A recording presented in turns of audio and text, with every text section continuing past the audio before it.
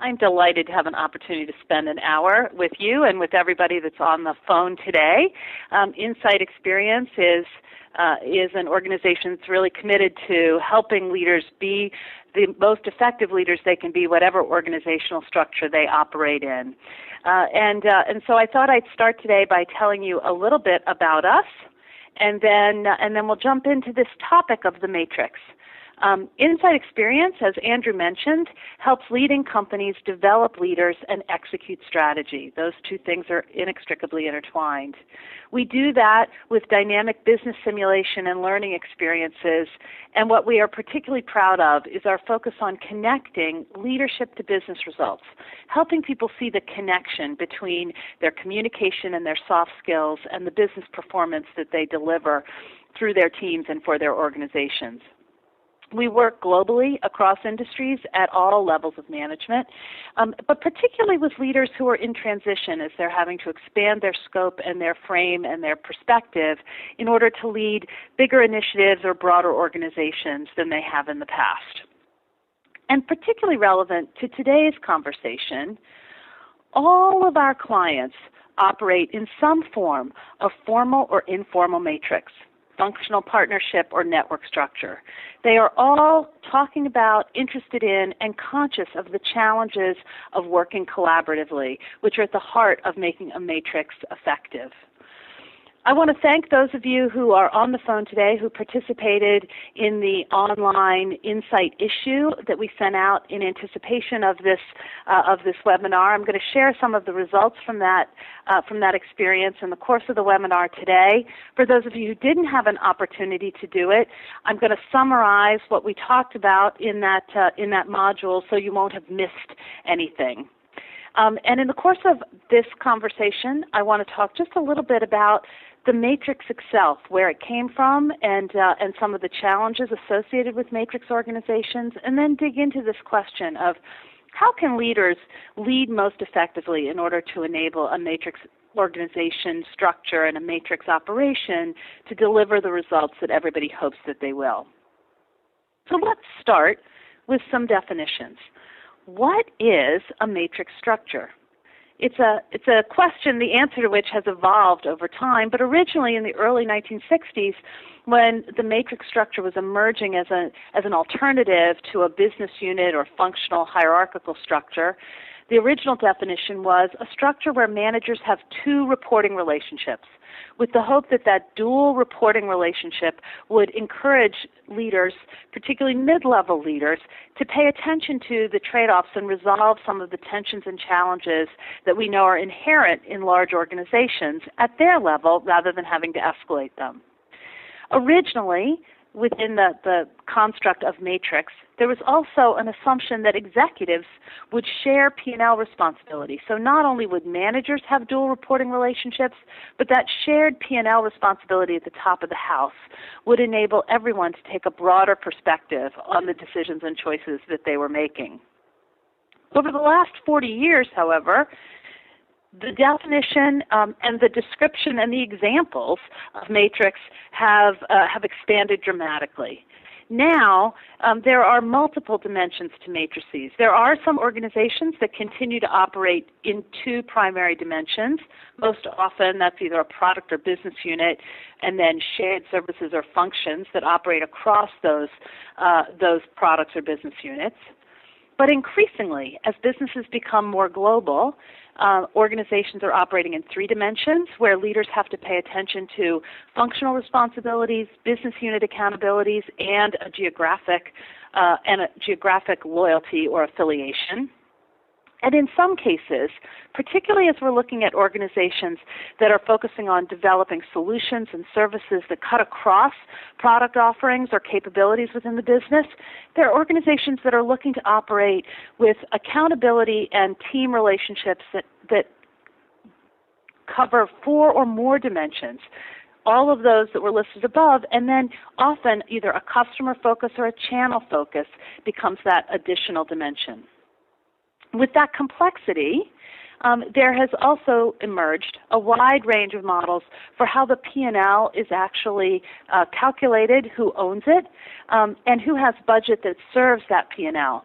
So it's not that all of those dimensions share the P&L responsibility as well as the reporting relationships. But you can see that there's a deeper and broader complexity to matrix now than there ever has been in the past. So as we start this conversation today, I'm interested in our first poll in understanding how many dimensions are there in your organizational structure, in the business that you're in. Are there none? Are you operating in a purely hierarchical structure and it's very clear that the reporting relationships are the only relationships in the business? Is it dual? Are there two, a business product orientation and a function orientation? Is it three?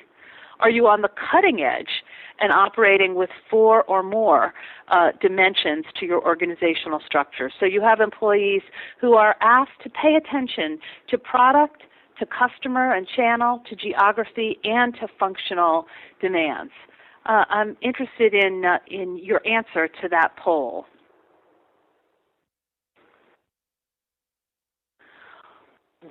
So this is fascinating. I think that you all are seeing the same results that I'm seeing, and it's a resounding endorsement of this of the topic of this webinar, in that the challenge of operating a business with four or more dimensions that asks leaders to have a perspective.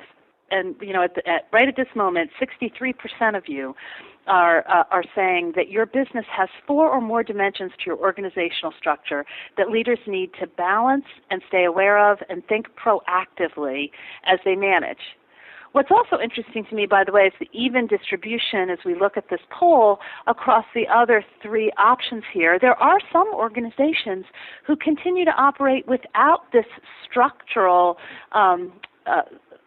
element of collaboration and drive results in a more traditional and straightforward manner in order to achieve their business results. So the proliferation and expansion of various models and the complexity of the models are out there in the business.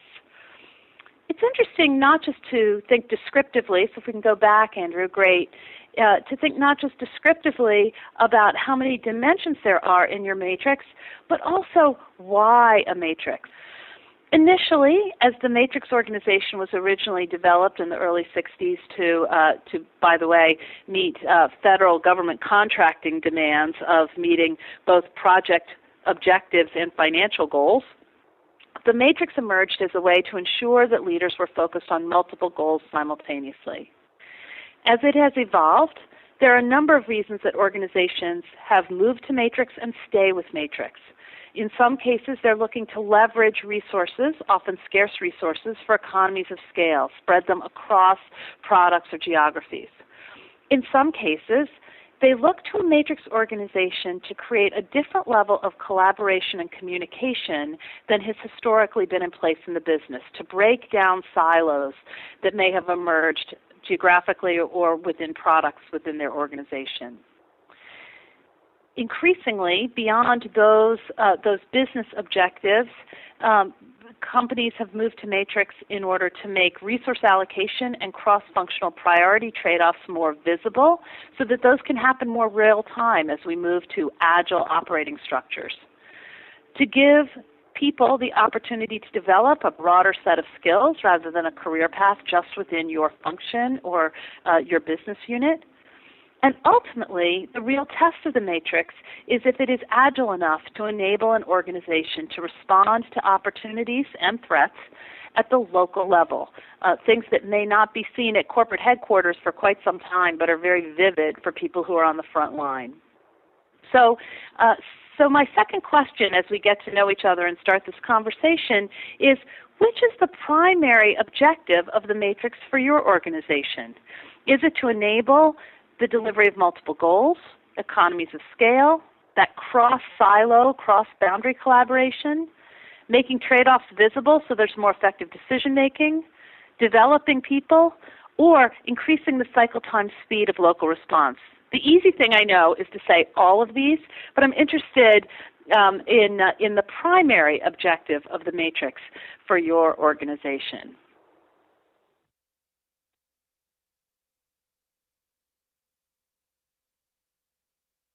And so I am, there we go.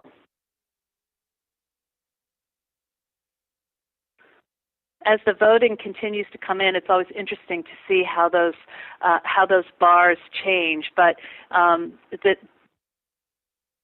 use of the matrix as an organizational structure that enables us to meet multiple goals and to break down silos that we know customers don't buy in silos. Customers buy the value that we create across the organizational boundaries. So it's interesting to see that the primary objectives of the matrix, for most of you who are on this call, the organizations that you're a part of, is this ability to manage multiple goals and to encourage cross-boundary collaboration. It's interesting to look at this data because I would argue that the themes that we're going to talk about, which is what's the role of the leader in this organizational structure, are particularly important when you're looking to enable the organization to make judgments and trade-offs around multiple goals and to work together in ways they might not otherwise. So those are the objectives that we'll focus on as we move forward. If we go back to the presentation slides, I want to take us back in history a little bit. If we look at the evolution of the matrix and what academics have observed and talked about the matrix, we see a certain evolution. So in 1978, Stan Davis and Paul Lawrence wrote what is still the #1 Google resource that it appears on a Google search when you look for background about a matrix, called The Problems of a Matrix Organization. And they focused on what they called 9 pathologies of behaviors or characteristics that made matrices fail. What was interesting in that article, A, is that some of those pathologies continue to exist today, but B, that the solutions that they advocated were primarily structural solutions, how to adjust the system and the structure in order to address those pitfalls. Even as recently as just 10 years ago, in 2005, an article in the Human Resource Planning magazine about the matrix organization acknowledged, to date, few studies have examined the human side of the matrix.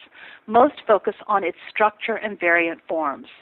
We are always interested in finding a structural, tangible solution to the challenges that we see. But this matrix thing isn't that straightforward. In 1990, Christopher Bartlett, who really made his career helping to understand what made multinational corporations tick, wrote an article about matrix, and he acknowledged that companies in a matrix assumed that changing their formal structure, which he called anatomy, it's an interesting metaphor for the matrix, would force changes in interpersonal relationships and decision processes, physiology, which we'll talk about later in this webinar as relationships, which in turn would reshape the individual attitudes and actions of managers, psychology. That assumption, he argued, was in the reverse order. And as time has moved forward, that observation has proven to be very prescient. In fact, even as recently as 2012, John Katzenbach, who wrote The Wisdom of Teams, observed that a matrix has an innate cultural dimension. It's a way of operating and interacting, a complex web of formal and informal relationships that reflects how things actually get done across the organization.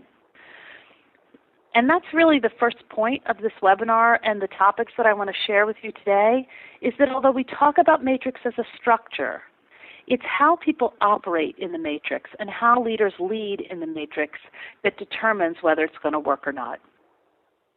In 1978, Paul Lawrence said optimistically at the end of his article, "We believe that in the future, matrix organizations will become almost commonplace and that managers will speak less of the difficulties and pathologies of the matrix than of its advantages and benefits."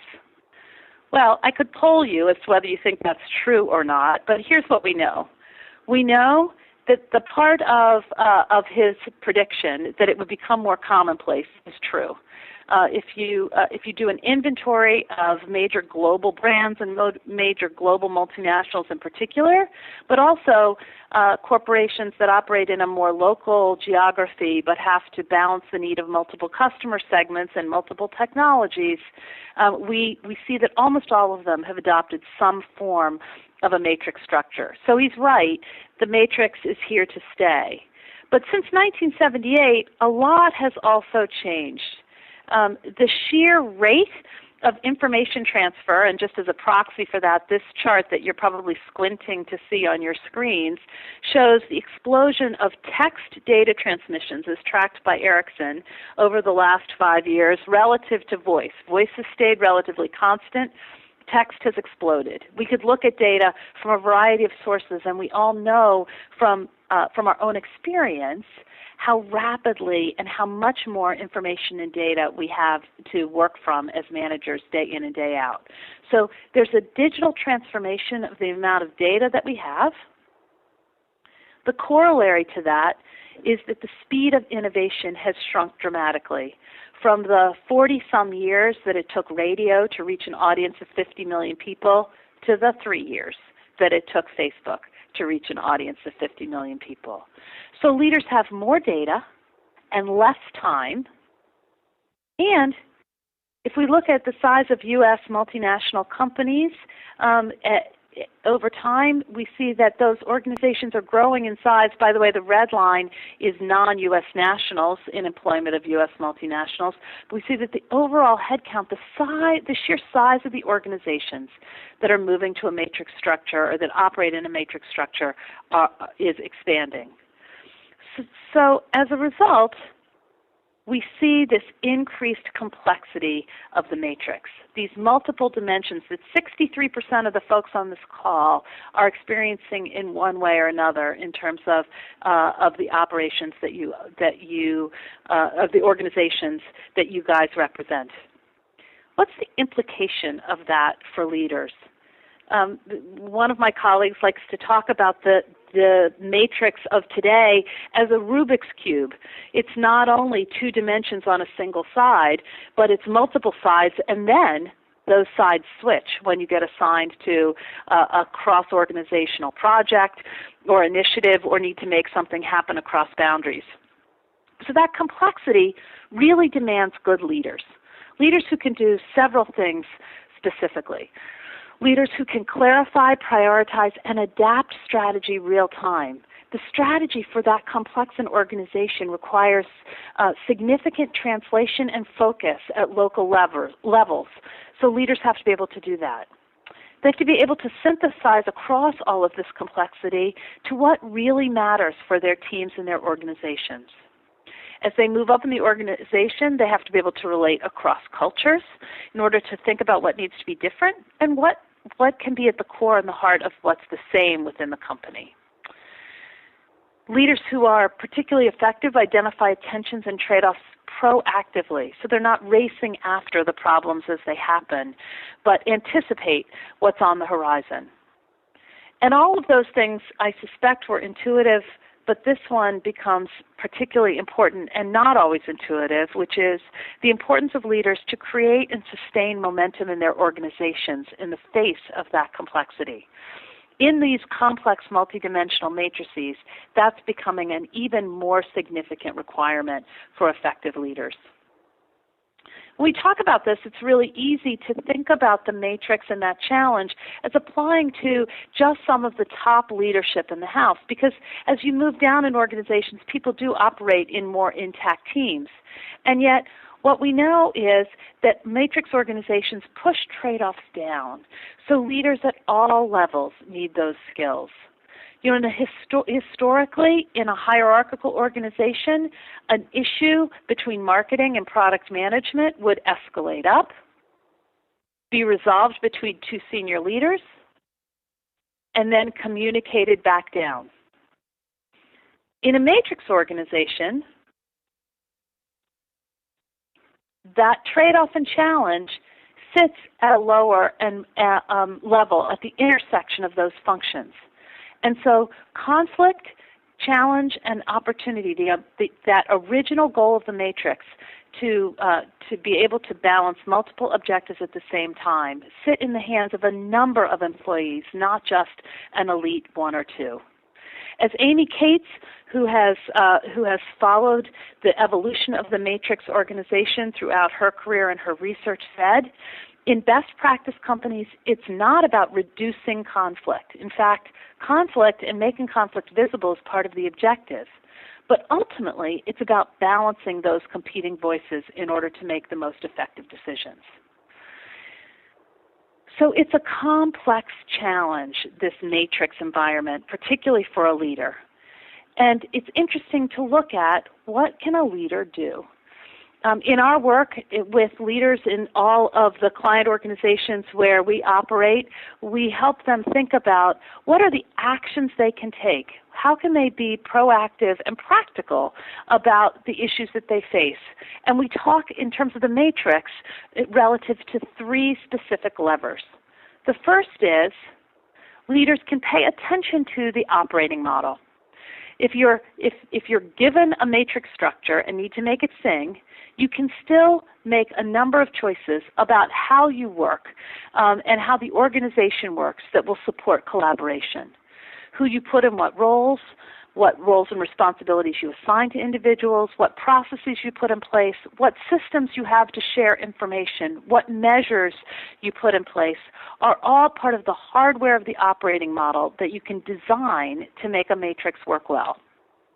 It is, however, you can tell by the white space on this slide, necessary but not sufficient. There are 2 other elements that leaders, 2 other levers that leaders need to pay attention to and use in order to make the matrix work. The second is their relationships. Organizations are pictures on a paper, are pictures on a piece of paper or a slide on a PowerPoint deck, but they're really made up of people and who works together. And those relationships, who you work with, the social capital you have, the kind of reciprocal relationships that you build and you enable your team to build, become an important element of the network that enables the matrix to be effective. So the second lever that leaders can pay attention to are relationships, both theirs and their team. The third lever is the lever of perspective.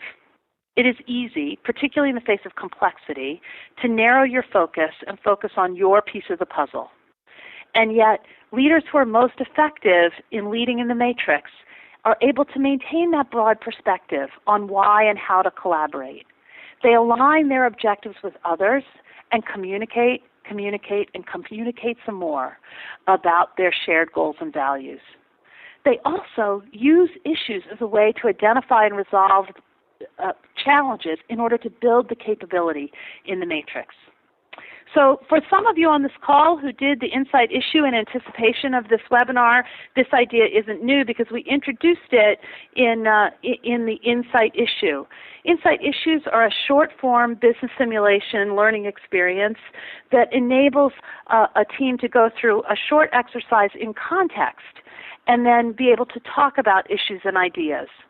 In the pre-work for this webinar, you had the opportunity to step into a role at a fictional company called Health Products International that's trying to introduce a new product.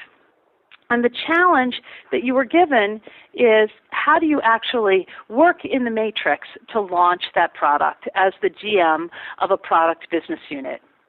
As the GM of the product business unit, you had some objectives. They won't be a surprise. You've got a new product. You want to deliver first-year sales for a return on investment. You're focusing on your launch activities. You put a lot of energy into those. You want to make them deliver for your organization. And this new product is targeted at a market segment that's going to offer you great long-term growth. So you're excited about the potential that this product represents. You have to sell your product, however, through a global sales organization called Enterprise Sales. They have their own objectives and needs. They have an existing revenue target. They have scarce resources. They don't do a lot of market development, which is what you're asking them to do. This is a new product to a different indication, to a different customer base. And it's a technical sale, which is going to require new skills. You're still 6 months out from launching that product, but as the general manager, you're given a host of options and things to choose from in terms of what your priorities were. And so you had 9 options for actions that you could take. Everything from authorizing a travel budget for the teams to meet, to coaching your VP of technology to talk broadly in the organization about the new product, all the way down to identifying some temporary cross-business assignments for employees between the two organizations, or making sure that you talk about and communicate the connection of this new product to the broader strategy for the corporation. As you thought about those, what may or may not have been visible was the fact that those choices were each representative of a leadership lever. In fact, the 3 choices that you had to put an operating model lever to work were to form a coordination council, to build an integrated system of information, database of information, and to clarify roles and decision rights. Some of you who might not have done the pre-work are now saying, those sound pretty good.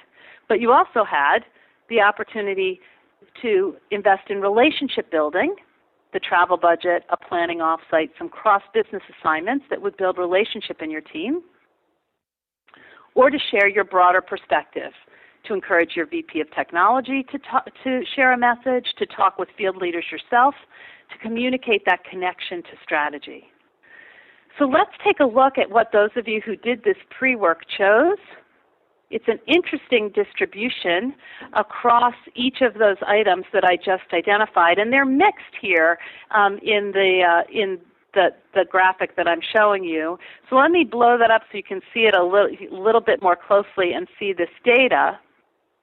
If I reorganize them by those 3 types of leadership levers, and I've color-coded them now, you can see a relatively even distribution across the 3 categories, which is really interesting to me. When we run this with an intact company, sometimes we see some of the cultural bias or existing leadership bias within a company. But you guys on this call come from a range of organizations, so we see a broader mix. If we look at that in terms of the percentages of your responses, 32% of the answers that you chose were operating model levers, were structural levers to help enable this team to be successful. 38% were leadership perspective, and 30% were about building relationships. It's interesting to think about those options, both in terms of what drove you to make the choices that you did. It might have been that you considered where this product was in its life cycle, where this project was in its life cycle. Some of the perspectives that are embedded in the online issue may have led you to draw some conclusions about how the organization is or isn't already supporting this new product launch. But everybody was clear that something that was this new needed leadership perspective in order to carry it forward. I'll digress for a sec from talking about these levers to just talking about this tool of the insight issue. When we do this and share this with clients who use it with an intact team, these results then enable us to have conversation about a number of interesting topics. So teams having done this issue can then talk about, when is one lever more important than another?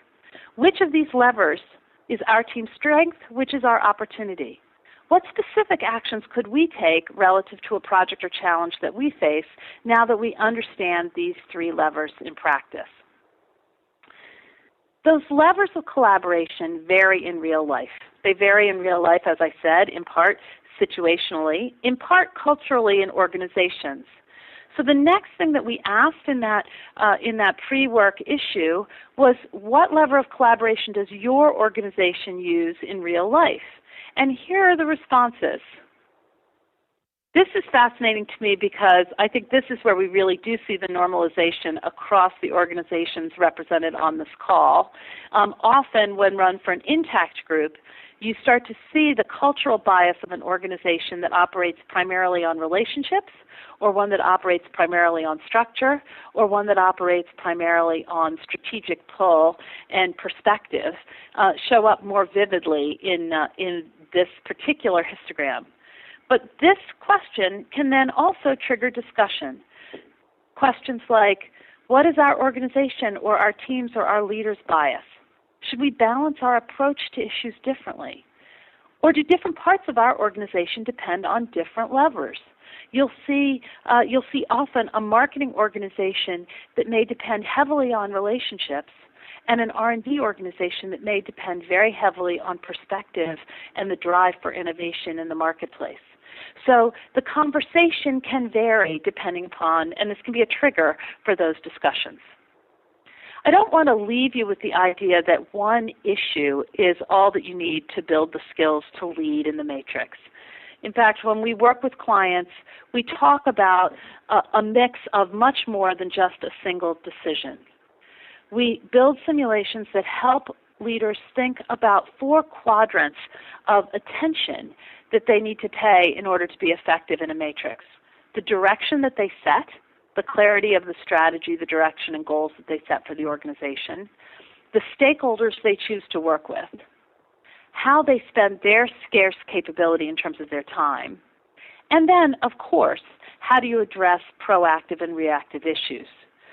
But you have to pay a leader in the complex nature of the matrix organizations that we're talking about today has to balance all 4 of those quadrants. And the way that most of us as leaders actually share our perspectives on those quadrants with our organization are through interactions, are through the conversations that we have, the emails that we send, the meetings that we conduct. Those interactions are really the currency of matrix leadership.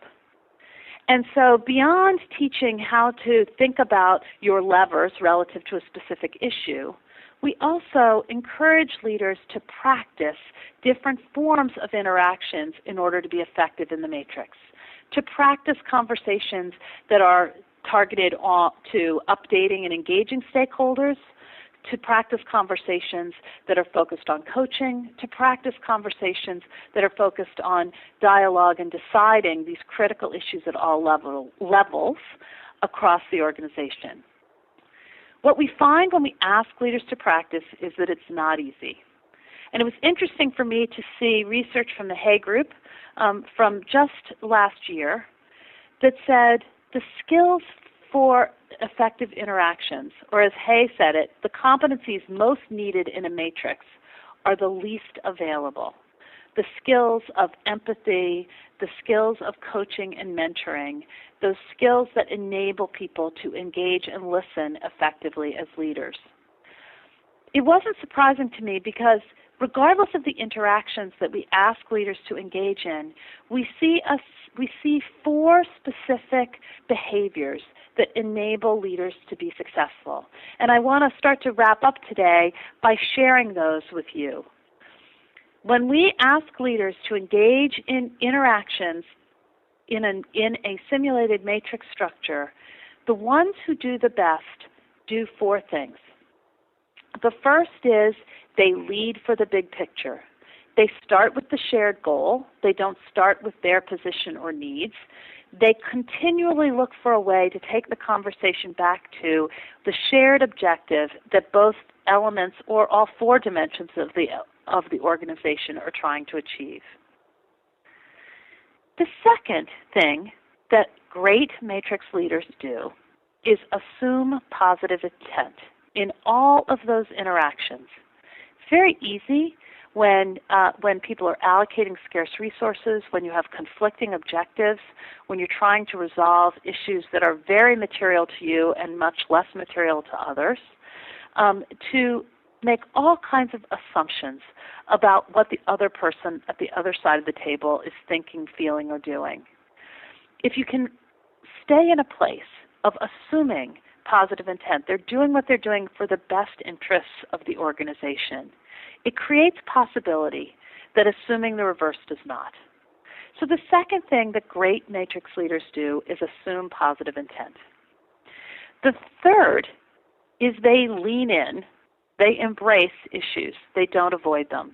they almost start to look for issues that they can highlight in order to identify, call out, and resolve working dynamics and challenges for the organization. And they embrace those issues as an opportunity not just to learn, not just to resolve the problem, not just to serve the customer better, but ultimately to build capability in the business. The fourth thing that great matrix leaders do is actually not always decide. In fact, as great matrix leaders look to build capability in lower levels of the organization, part of what they do is have, when decisions are brought to them, is explain the criteria by which they would make that decision, but then encourage others to make that decision in their place. So they spend time explaining their criteria for the choices that they face. And we see consistently that leaders that do those four things in all sorts of interactions enable themselves and their organizations to be more successful. So I'm interested now in hearing from you. Which of those behaviors, those four critical leadership behaviors that I just described, is most challenging for leaders in your organization? Is it staying big picture, not getting sucked in by the gravitational pull of their specific function or geography or product needs? Is it assuming positive intent, entering conversations with the possibility that comes from assuming that the other person is positive and trying to do what is best, as opposed to undermining or somehow in conflict or oppositional to you? Is it challenging for them to embrace issues as opposed to taking the ostrich approach, hoping they'll go away, or at a minimum minimizing them? Is it challenging for them to not decide but explain criteria to enable others to decide? I can think for myself, I think all three of these are challenging at one point or another, but I'm interested in your view as to which of those is the greatest challenge for your organization.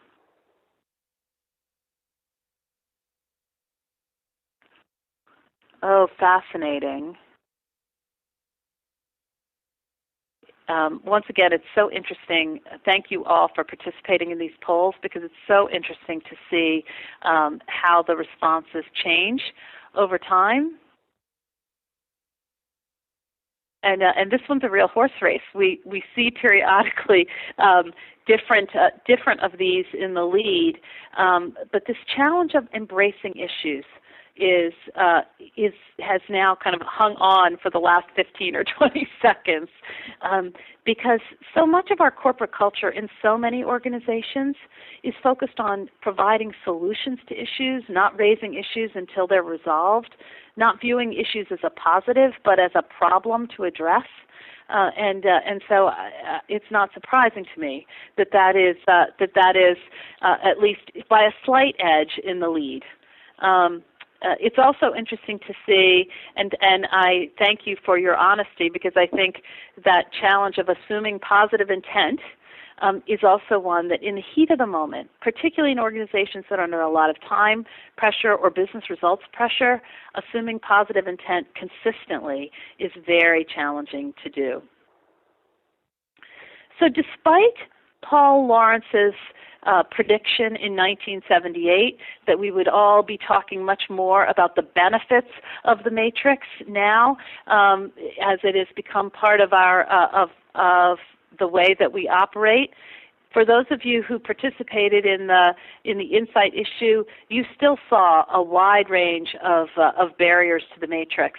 In particular, the challenges of unclear roles and conflicting objectives that make the matrix difficult for leaders for organizations to deliver and operate in. And yet, unclear roles and conflicting objectives are in part structural norms in a matrix, because that's part of ultimately the duality of roles and the duality of objectives that structurally a matrix often intends.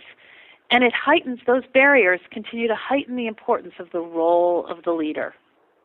So we heard Paul Lawrence's forecast for the matrix from now almost 40 years ago. I'm interested, as we wrap up today, what you see. How do you think matrix organization structures will change in the next 5 to 10 years?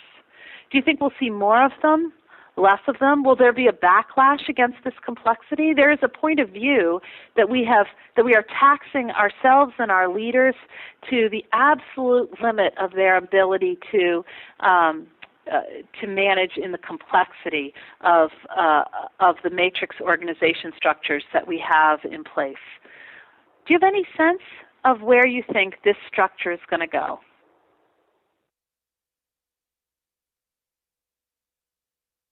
So the initial comments that I'm seeing on the screen, more global. I think that's true. I think the global nature, I think we've only just begun to really understand the ways to harness and manage effectively in real time across global boundaries.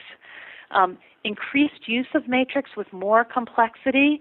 I think that as we look to share scarce resources in order to achieve objectives faster, we will see increased complexity but even less time.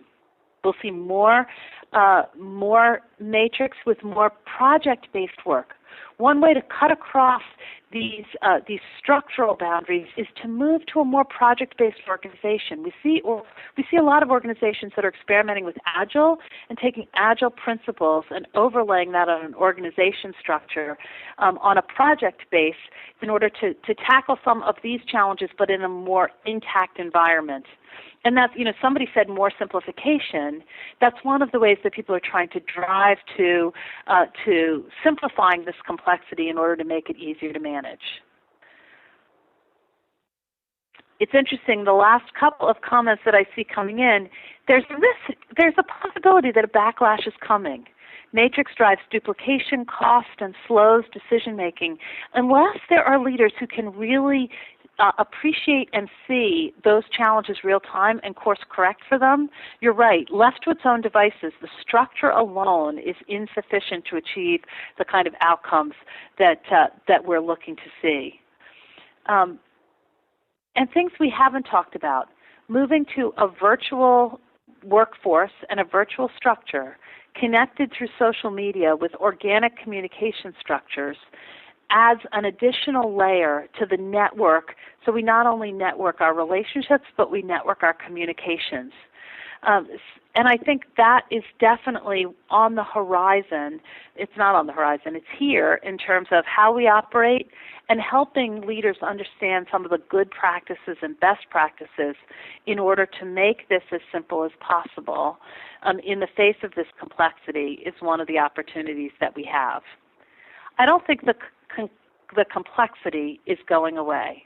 I think as leaders, we need to build the relationships that will let us, and Andrew, can we go back to the slide deck? I don't think the complexity of the matrix is going to go away in the next 5, 10, or 15 years.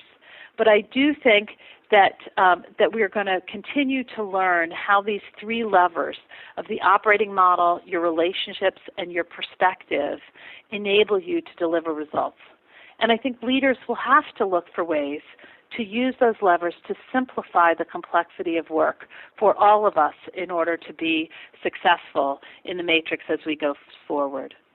One of the academics who studied matrix most explicitly across his career, a guy named Jay Galbraith, he's also the man that coined the STAR model for organizational change, said in 2009, a quote that I'll close with today: "Leadership at the top performers see mastering the requisite complexity as a source of advantage." That complexity and our response to it is going to be competitive advantage as we think about this organizational structure going forward.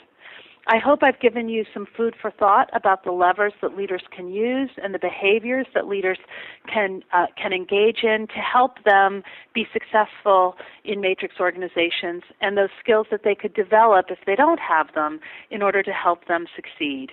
I'm interested in taking your questions, and thanks so much for participating in this webinar.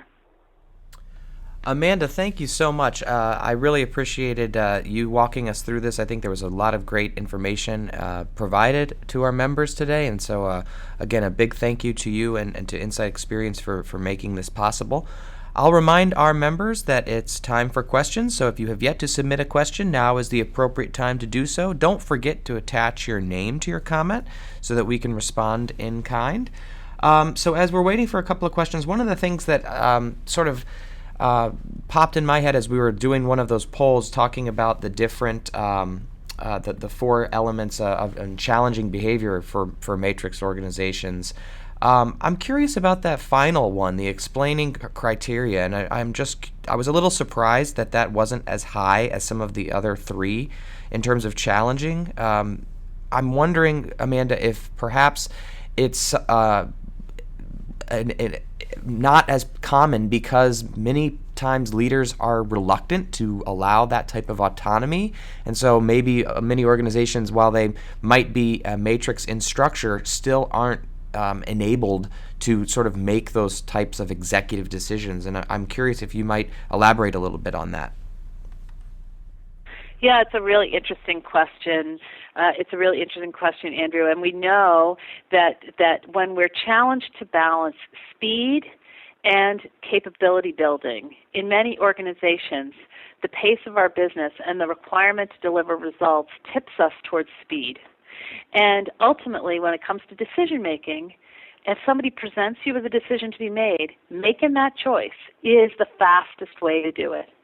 And yet, it's a very short-term leadership approach, because if you don't share the criteria, if you don't ultimately help people understand and make your thinking visible about how you're making that decision, you're limiting their ability to make that same kind of decision a week, a month, 6 months from now down the road.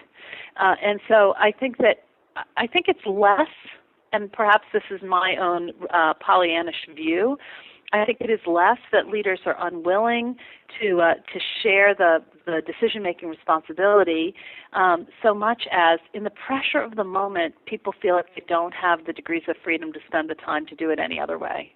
And so I think that speed of decision-making is part of the pitfalls that people fall into in terms of that leadership behavior.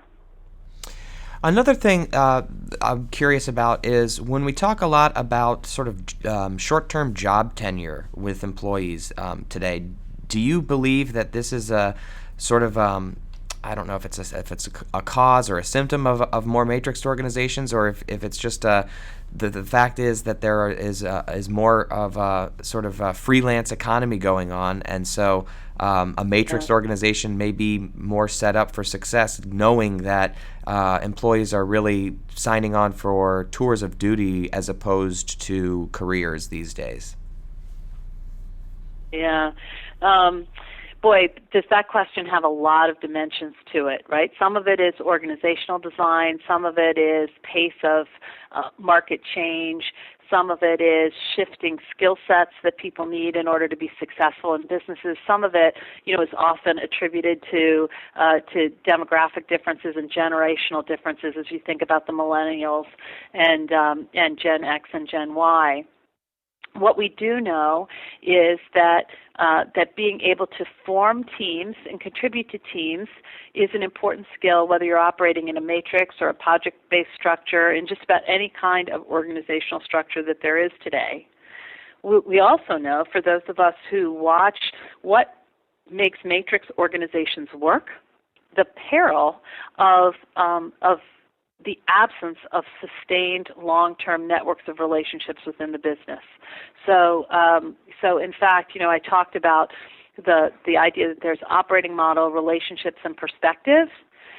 If you continually rotate your talent in and out of projects, you're much more dependent upon your operating model and your leadership perspective to enable the matrix to work, because you don't have the informal network of relationships in the business. Now, all of that assumes that people are, in that freelance economy, moving in and out of the organization. If what you're doing is ultimately just moving people on a project or an initiative basis around within your organization, you may actually be strengthening the fabric of relationships in your business. So it's a real trade-off. but the interesting conversation and thought that many of my clients are having these days is, how do we evaluate and monitor the strength of the network in our business? Because so much of getting work done is dependent upon not just the individual, but the quality of the network of relationships that we have in our business and our organization. Wow, and what a great challenge for those in talent management to be able to sort of answer No that kidding. bell. Here's another question from Nick. I think it's an interesting one, Amanda. Knowing that you've got a lot of different clients and from different industries, so Nick asks if you have seen different approaches to managing the matrix when it comes to different industries. I think that there are certainly differences as you look at industries that have more global versus local scope, as you look at industries that are tied more to regional or local operations. So retail, for example, has a very different matrix dynamic than an industrial organization. There are differences also as you look at service industries versus manufacturing industries, and the kind of regional and cultural differences that a service organization needs to have. So we see differences, service versus manufacturing. We see differences in terms of geographically locally focused versus global. And then lastly, we do see some differences in industries where talent and technology are an important driver of their business results. Their ability to share scarce talent, whether it's in biotech or product design or product development or nanotechnology and high tech, their ability to share that technical expertise across their boundaries becomes an important driver of the nature of the matrix that they put in place. So the nature of what enables them to compete shifts the kind of matrix structure that they have in place in their organizations. Another question coming in from Sonal, and Sonal asks, how can one influence multiple stakeholders in an environment where there is no direct authority? So as we think about both the perspective that you bring and the relationships that you have, and the fact that those are some of the core to making a matrix work, Sonal's question is at the heart of being able to be successful in a matrix. Understanding who you need to influence, who are the key stakeholders, so being intentional about who, and then understanding what specifically you want to help them understand is part of the key to being able to influence them. So taking people what they need as opposed to what you offer becomes a big part of being able to be effective and influence their behaviors in order to ultimately manage in the matrix. The other thing that I would just add is that we often think about managing and influencing stakeholders after we need them. And to a person, the leaders who are successful in managing in the matrix work hard to build relationships before they have to call on them. They really explicitly take time to try to build their connections out into the organization with the people that ultimately they know that at some point they may need to call on, so that they don't start influence from a cold start, but rather influence from an existing relationship. It makes a huge difference to be proactive as opposed to reactive in the influence conversations that you have. And I think another interesting point is when you talk a little bit about organizational network analysis and being able to see and visualize these relationships from a data perspective. Amanda, is that something that you've seen has been sort of a key differentiator in strengthening the matrix in terms of allowing that type of data and analytics oversight? Yeah, Andrew, it's so interesting. We're at such an early stage in terms of being able to visualize network organizations and network structures. We see it in some kind of both ends of the spectrum, really discrete applications. So what's the What's the network of conversations or support about one specific topic? Or at a really macro level, who are the connectors, for example, in your organization? But over time, I think our measures of organizational effectiveness are going to need to evolve to reflect some of those kinds of analytics. What's the average strength of relationships across our organization? What's the average tenure of relationships in our organization? Who can we call on to be at the vanguard of announcing new changes or shifting our practices because we know that they're really connected within the business? It's an exciting time to be able to see things that, for those of us who've worked in organizational design and organizational development for a number of years, have known existed but haven't had a way to actually capture visually or analytically. And I think that some of that is part of the clue to the comments that people made earlier on this call about driving increased simplicity in the face of the complexity of the matrix. Being able to see it is going to give us clues to things we can't begin to understand today. Well, thank you so much, Amanda. This has been a really great presentation, and we look forward to seeing more from you and Insight Experience coming up in the future. Thanks, Andrew. I really appreciate it. And thanks to everybody on this call.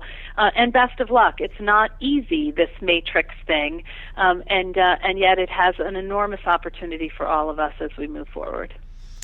Absolutely. Well, once again, I will echo those sentiments and extend the biggest thank you of all to each and every one of our HCI members who've taken the time to join us today. We look forward to seeing you all on another webcast soon. Enjoy the remainder of your day, everyone, and make it a good one.